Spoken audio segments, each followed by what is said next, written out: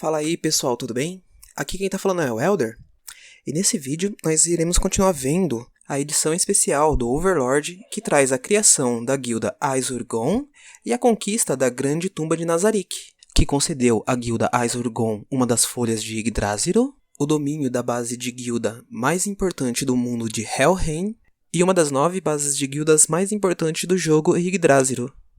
Mas antes, eu pedirei para vocês se inscreverem no nosso canal, ativarem o sininho de notificação e darem aquele super like para ajudar a fortalecer o canal. E vamos ao vídeo. Overlord edição especial A Conquista de Nazarick.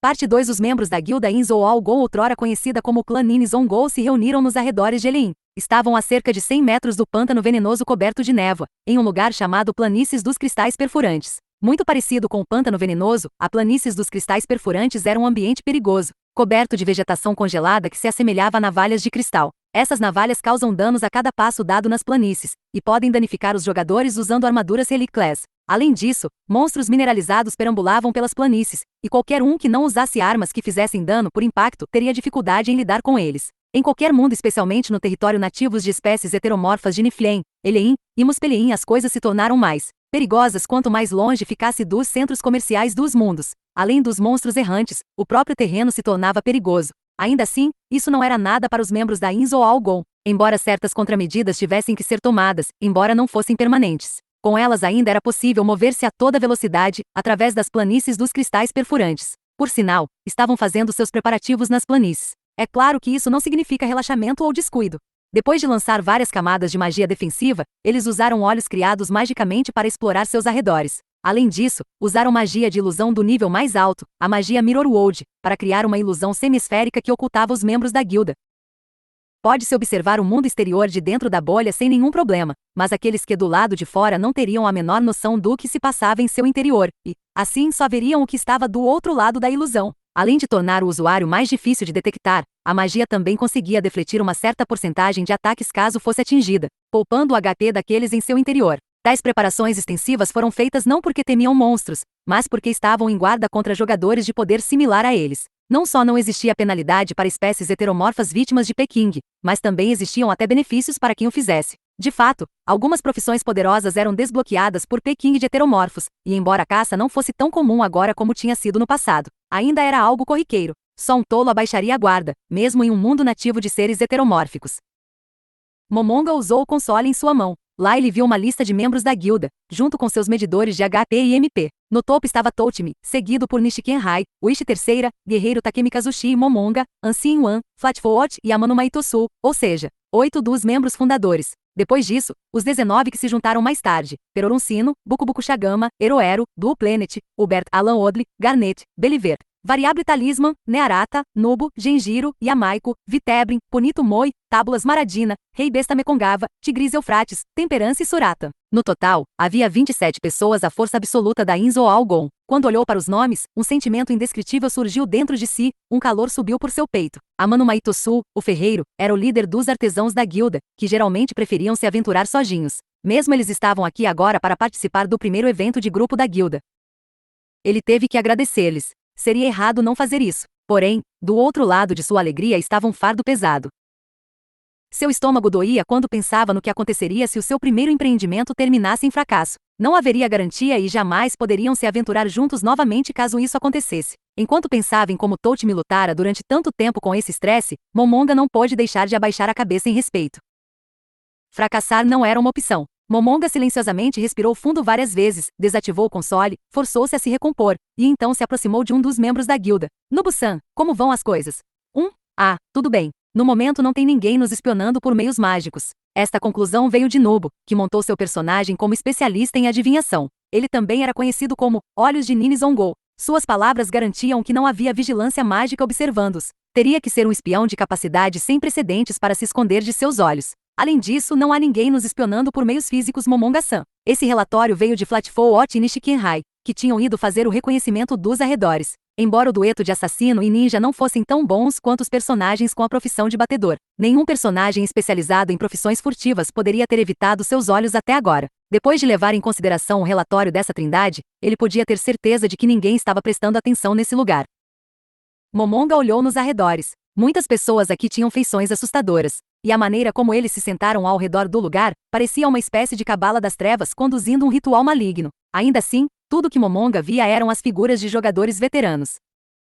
E então, galera, todos prontos? Em sincronia, os ícones de joinha floresciam ao redor de cada um. Este foi o sinal de que suas preparações estavam completas. Afinal, havia quase 30 deles, então, ir perguntar individualmente se estavam prontos iria demandar muito tempo. Para evitar isso, eles responderam dessa forma, faziam isso desde quando ainda eram um clã. Então vamos. Grupo avançar, os detalhes ficam a seu encargo. Ok, respondeu o líder da equipe de batedores, Nishikinhai. Depois disso, todos mudaram seus equipamentos, entrando no pântano venenoso quando já estavam imunes ao veneno. Áreas tóxicas espalhadas em áreas úmidas normais estavam por todo o terreno. Então era possível simplesmente contornar as áreas envenenadas para alcançar a dungeon que era o objetivo deles. No entanto, os desvios envolvidos levariam muito tempo, então, ao invés disso, escolheram seguir o caminho mais curto e cortar diretamente as regiões tóxicas. A razão para isso foi porque todos tinham trabalho e, portanto, queriam evitar perder seu precioso tempo livre. Houve também um pai que rindo disse: mesmo que eu tenha folga amanhã, minha família vai me matar se eu não passar o dia com eles. Uma mensagem do sistema apareceu. Pântano Grembera. Essa foi a única coisa que Momonga viu, mas alguns de seus companheiros sabiam mais sobre a região e levantaram suas vozes para informar os outros. Basicamente é um pedaço enorme de zonas úmidas cheias de pântanos venenosos, controlados por aqueles Tuvegs imunes a veneno. Jogadores recebiam diferentes informações adicionais ao entrar em uma nova área, dependendo das habilidades e proficiência que possuíam. Por exemplo, alquimistas e herboristas, com suas habilidades herbológicas, aprenderiam sobre as várias ervas que poderiam colher na área.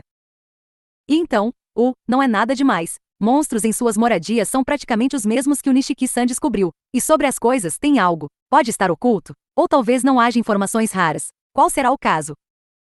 Não detectei nada de raro aqui, se tiver, deve ser oculta. Daquelas que só dá pra saber quando tiver afundado até o pescoço na lama. Sinto que pode ter algo nas aldeias Tuveg. Vamos tentar passar por lá e destruir tudo o mais rápido possível. Se houver algumas ervas ocultas, podemos fazer uma poção rara. Cara, os desenvolvedores desse jogo são insanos. Eles fazem você buscar os ingredientes das poções. Eu já fiz mais de 200 tipos de poções, e não cheguei nem perto de descobrir todas. Além de poções, ainda há muitos minérios ainda desconhecidos, né? A descrição do Apoitakara diz que é um tipo de minério do arco-íris, o que significa que apenas 2 deles foram encontrados até agora. Bem, os desenvolvedores são insanos, mas acho que a empresa do jogo também é maluca. Quero dizer, com todo esse conteúdo, dá pra jogar por um tempão. Parecem ter esquecido a palavra restrição. Devem também ter esquecido o termo jogo amigável em algum lugar do escritório.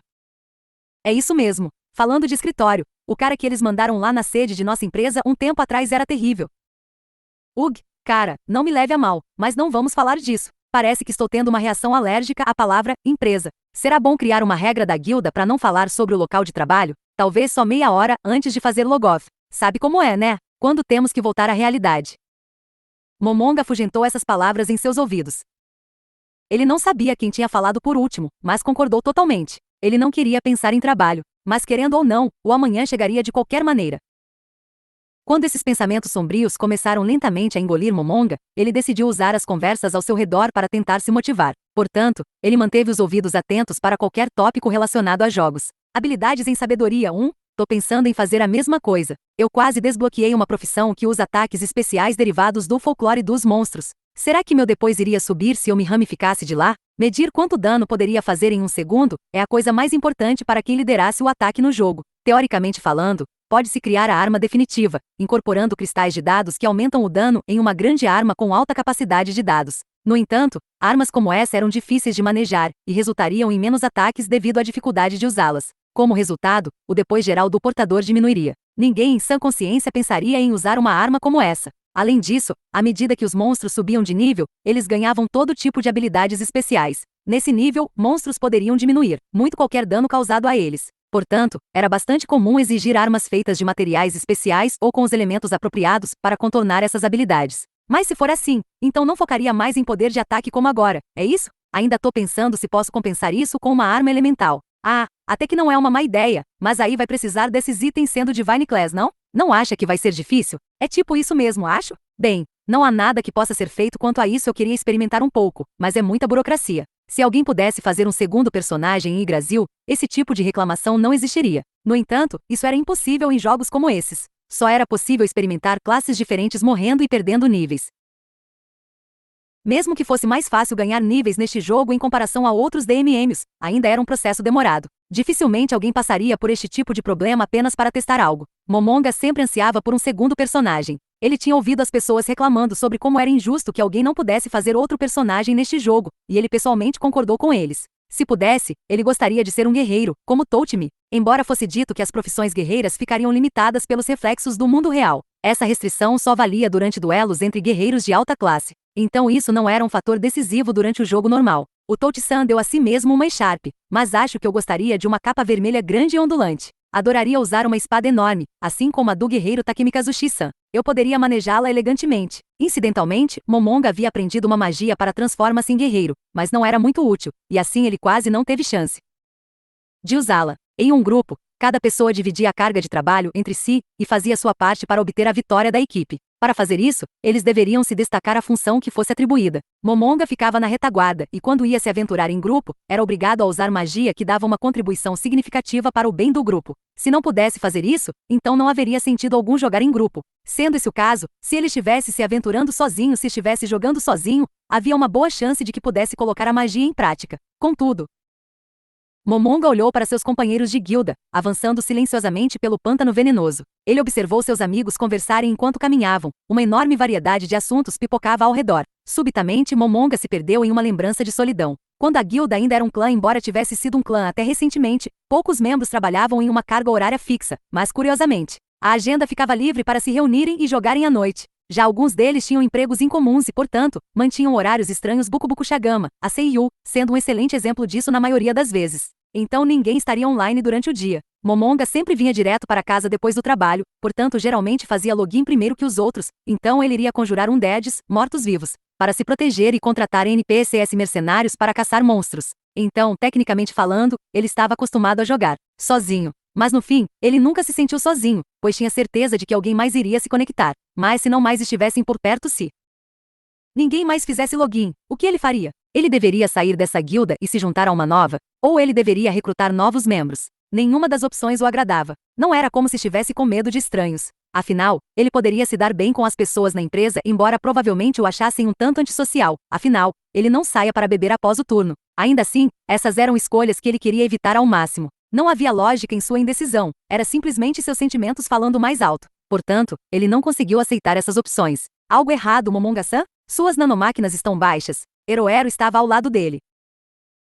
Não é nada. Já recarreguei antes de ficar online. Mesmo? Menos mal então. Vencer a dungeon deve demorar. Não acha que é melhor conferir de novo? Vai que é eliminado antes de entrar na dungeon? Seria um problemão se fosse forçado a deslogar no momento crítico. Um amigo meu estava jogando outro jogo, e ele foi expulso do jogo durante uma batalha ranqueada da guilda, quando ele conseguiu voltar. A guilda tinha perdido e eles expulsaram o cara. E assim, ele nem teve culpa por terem perdido. Isso é bem assustador. Eu sei que nossa guilda não será assim, mas há guildazinhas assim por aí. Sabe como é com aquele povinho ignorante? Eu odeio essas guildas exigentes. O pessoal esquece que jogos são feitos para serem jogados por aí. O que é isso? Você parece muito suspeito, parceiro. O tipo que o Touch-san iria levar à justiça. Olha quem fala, dizendo que eu sou suspeito. Momonga sorriu amargamente.